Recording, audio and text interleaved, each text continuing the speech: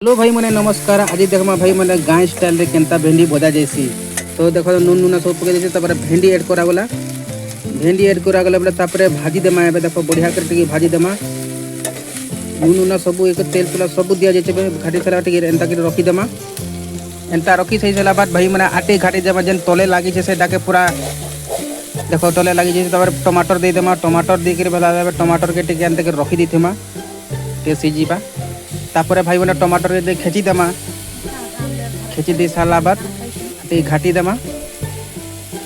तो भाई मैंने केनता लागला गाँ स्टाइल भेंडी भजा भल लागला तो लाइक सब्सक्राइब कमेंट कर दियो। जय हिंद।